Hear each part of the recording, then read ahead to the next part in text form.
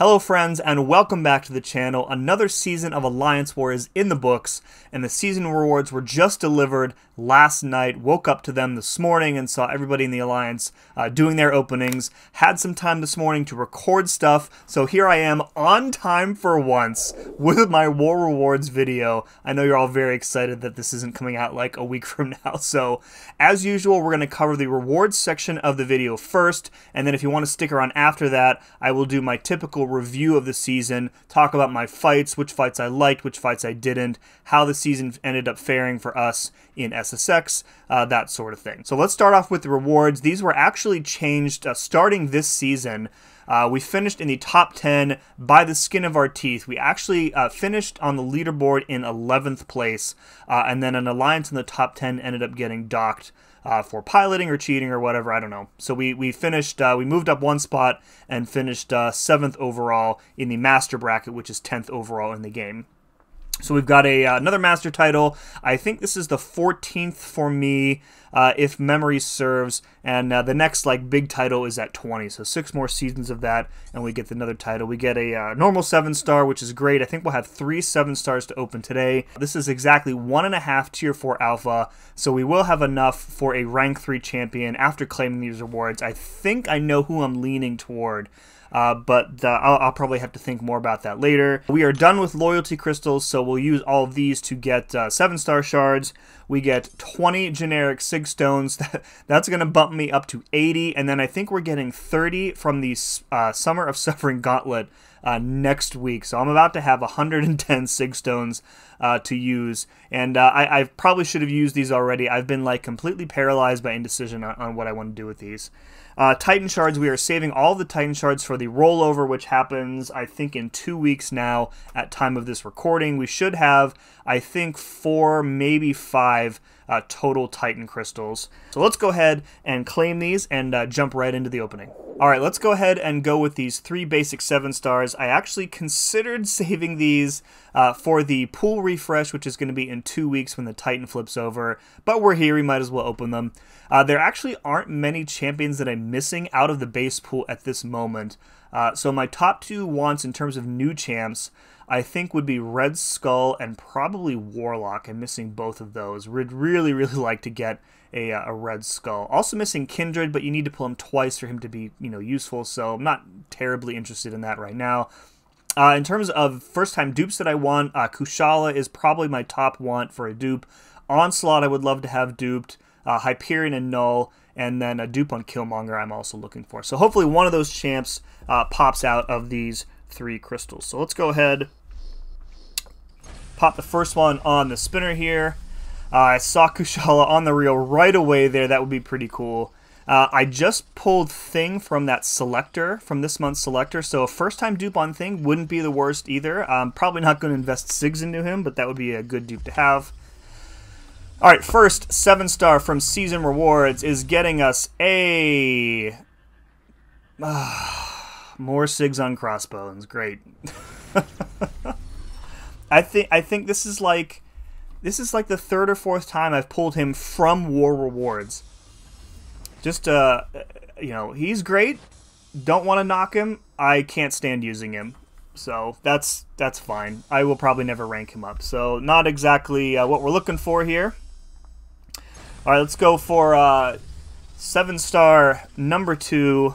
Hopefully a little bit of an improvement over that Crossbones. Go ahead and tap it. 7-star number 2 is getting us a... more SIGs on Red Goblin. Another not good pull. Man.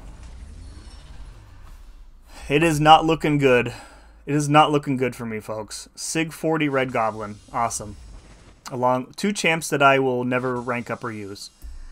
Really, really good stuff. Yeah, okay. Right, well, let's go ahead and pop this other one on here. This will probably be, I don't know. I don't even want to speak it into existence, but some other champ that I probably won't use, so. Alright, 7-star number 3 is giving us a... more SIGs on Danny Moonstar. That is pretty good. I will take that. That is absolutely... eons better than the other 2. Pretty pleased with that one. And now I definitely think I'm going to rank her up at some point here. Yeah, that's pretty great. All right, so I think that's going to do it for war rewards for the moment. Again, I'm going to be saving up my Titan shards for the pool refresh, which is in another week or so. But yeah, these were, you know, two L's, I would say, and then the Sigs on Danny is a win. But yeah. All right, let's go ahead and jump into the review portion of the video. All right, let's start off the review with a season summary. As I mentioned a few minutes ago, SSX once again finished in the top 10. Needed a little bit of help to get in because we ended up losing our last 2 wars, and winning either of those would have locked us into the top 10 with an 8th win. And as it stood, we needed a little bit of help to get in, otherwise we were going to be sitting in 11th. And it is a big deal to make the top 10 now. The difference in rewards between top 10 and top 20 is pretty big. So really, really glad that we were able to sneak in one way or another. 62 kills for me this season. That is a bit higher than normal. I usually average somewhere in the 50s, and I think my highest ever was like 70-some. And that was back during Decay, when I was using Void for like 8 or 9 fights of war. Decay is coming back in seasons 54 and 55, so maybe we'll see fight counts approaching the 70 range again. But for now, you know, 50 or 60, I'm pretty happy with that workload. 3 deaths for me this season. We'll talk about those in a bit more detail here shortly. You guys know me, I'm a perfectionist, so even 1 death is I'm not happy with. 3 is totally unacceptable for the standards that I've set for myself, but it is what it is. And then our record for the season finishes at 7-5. I talked at length in the war videos this season about how 7 wins in Tier 1 is usually good enough to sneak you into the top 10, and I really thought that with our attack bonus, which was top 5, in the game, that it would be enough to carry us. Hopefully we can improve on that record next season and not need help to get into the top 10. That'd be great. But we had a really brutal schedule this season, and I think folks adapted to the tactic pretty quickly. So I'd expect more of that to continue into the next season. That said, with the blacklist and additional bans for next season, things are going to be much more difficult than they were this time. Alright, moving on, let's take a look at my fight summary for the season. Greens, of course, are solos. Yellows are fights that I gave up a death to. 3 yellow boxes right in the middle of the season there. Let's talk through those briefly.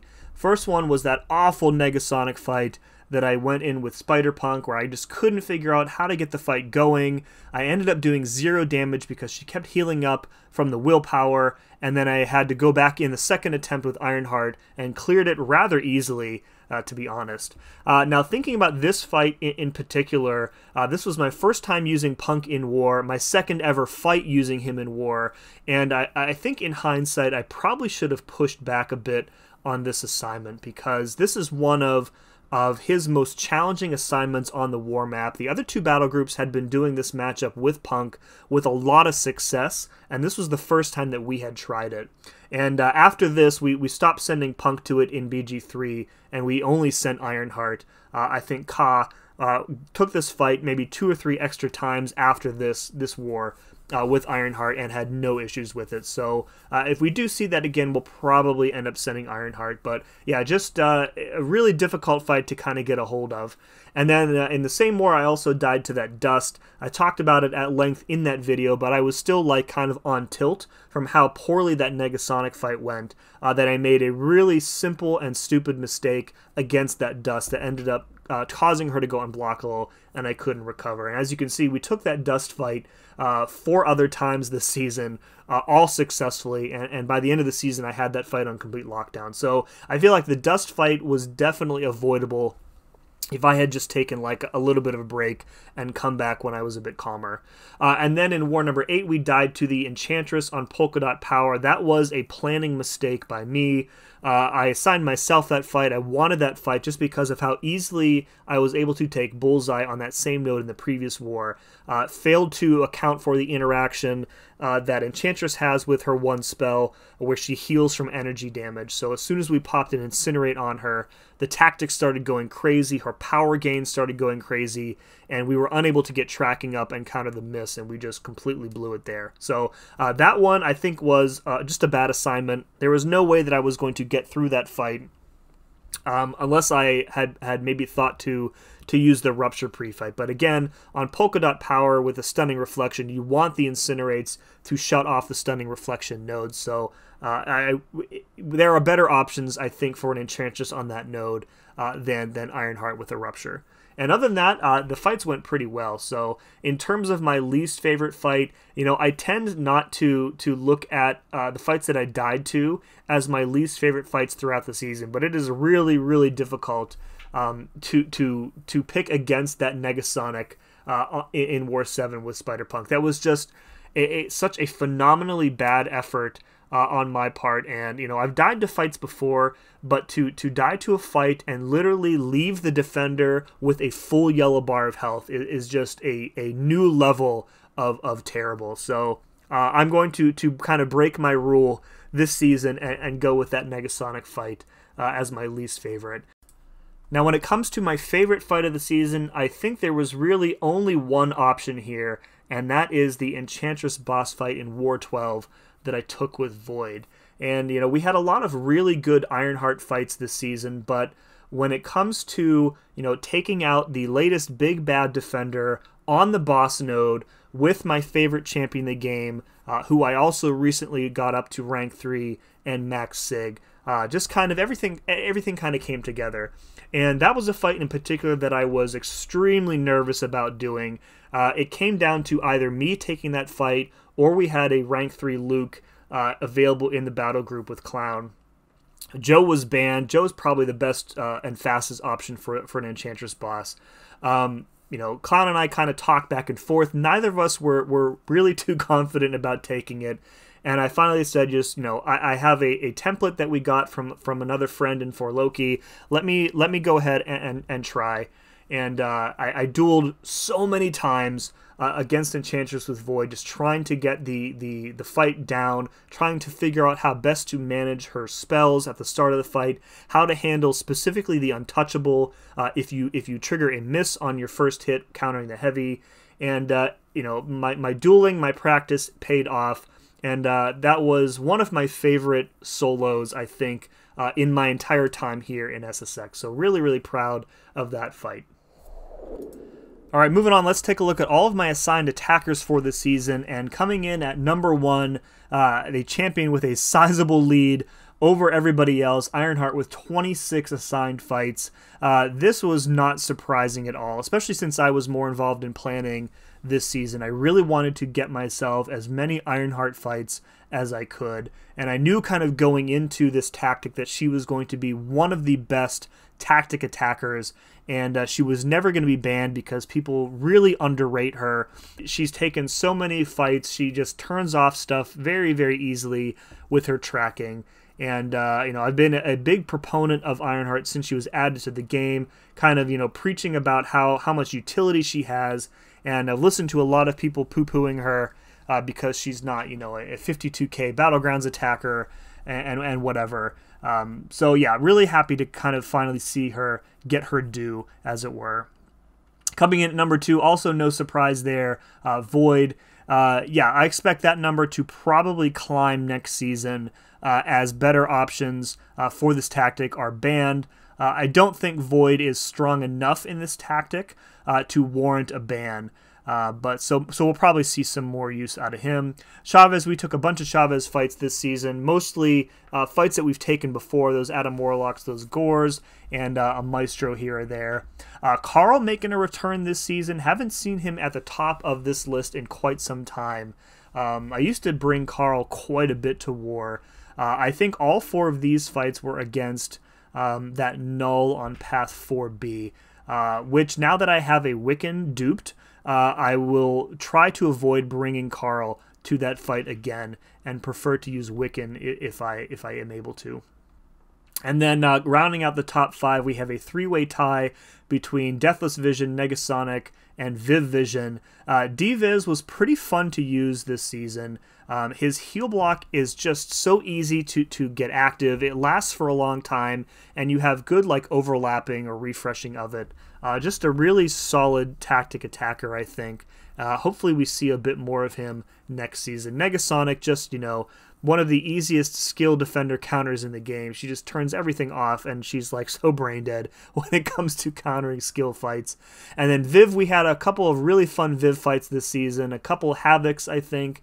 And then the other one was maybe a Dust early on in the season. Yeah, Viv is a champion that I really love using. You know, another champ that I've been a huge proponent of since she was added to the game. I feel like I want to take some credit for getting her as good of a buff as she did. That being said, she is still only available as a 6-star, and I would really, really love to see a 7-star Viv added to the game shortly here. And then rounding out the rest of the list, we got some O-Cent fights. We had 2 Punk fights, 1 Death with Punk that we talked about already. Nefaria, I think we had him available for 1 war, and then he was banned in every war after that.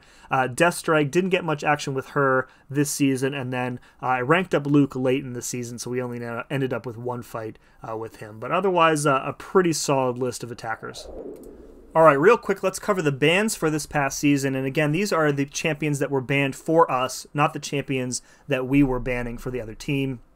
Silk and Spider-Man 2099 were banned in all 12 wars, but apparently Nefaria was being banned more often in like the lower end of Tier 1 and into Tier 2 than Miguel was, which is how he was able to pass Miguel and end up on the blacklist along with Silk. So having said that, I fully expect that Miguel is still going to be banned in all 12 wars this coming season, which is going to be interesting because then going into season 54, is it, with Decay, Miguel will likely be on the blacklist for that season, but Silk will be whitelisted. So could make Decay a lot more interesting.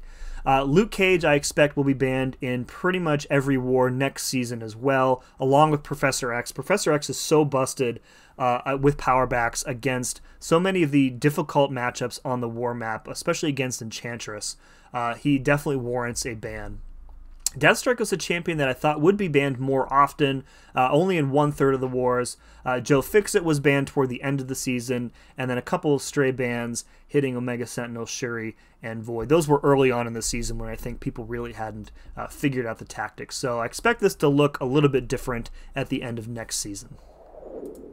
All right, and then the last chart I want to show you guys is a list of my expenses for the season in terms of loyalty and units, and I haven't been tracking my expenses for every season that I've been in SSX, but I would dare to say that this is likely my most expensive season of war of all time. If you've watched my previous review videos, you know that we usually net a hefty profit in loyalty, typically ranging in like the 300 to 400k range. And this season we still managed to get a profit, but it's really, really low, as you can tell.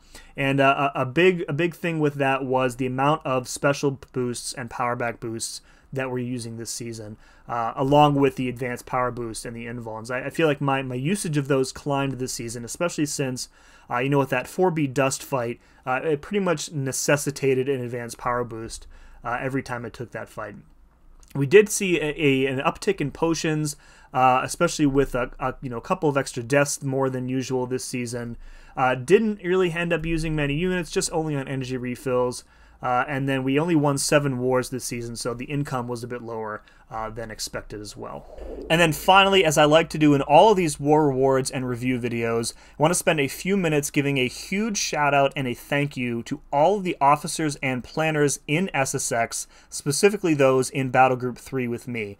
Now, this might seem a little self-serving because especially this past season, I have been pretty heavily involved in the planning process, but I'm not doing it on my own. And so these other guys who were in the battle group with me deserve a ton of credit. I've talked about this a lot in previous videos like this, but planning for a battle group, especially in a Tier 1 alliance, is a lot of work. It is more work than you think it is, and if you haven't done it, you really don't quite understand. And now that I'm more involved in the process, I have a much greater appreciation for these guys and any planner in any other alliance for that matter, because to devote that much time and energy to planning for a battle group, it's a lot of work. And yeah, just a huge thank you to all all of the planners in this alliance. So I specifically want to shout out, again, the people in BG3 with me. So DLL is our alliance leader. He has been a great resource for me personally in kind of learning how to plan. I would say that his planning style and my planning style are very similar. I feel like our approaches to the game are very similar. So we mesh really well when we put together plans together. Na, who has, I think, another new name for this season. I think he was still Mudkip last season. He feels like he changes it every other week. Yeah, Na is involved in the planning. His insight is really appreciated. He approaches the game a lot differently than I do, which is why I really like having him in the battle group, because he and I have much different viewpoints on a variety of champions, a variety of nodes, and I really like being challenged by him on some of those fights and some of those plans. So I really, really appreciate you, Nick, and thank you for being in the battle group. And then finally, Mr. William, who I believe is going to be leaving us after the rewards are in and everything. He's moving on to somewhere I actually don't know where he's moving on to. Another great player, really good dude. So happy to have him in the battle group. Again, he takes a little bit of a different approach than myself or DLL or Na do. And having like that diversity of opinions in our battle group amongst the planners is just really, really valuable, I think. Sorry to see him go for sure, but wishing him the best in wherever he ends up going. And Will, thank you very much for your help in SSX planning these past few seasons. Folks, that's going to do it for another season of War Rewards. Hope you enjoyed it. Let me know in the comments below who you ended up pulling from your War Rewards, where your alliance ended up finishing. Maybe share with me some of your favorite and least favorite fights. I always am interested in hearing that from my subscribers. If you enjoyed this video, please do remember to hit that like button. If you aren't subscribed, I would encourage you to do so. Hit that notification bell so that you are ready for the War videos when they resume. And as always, thank you very much for watching, and we'll see you next season.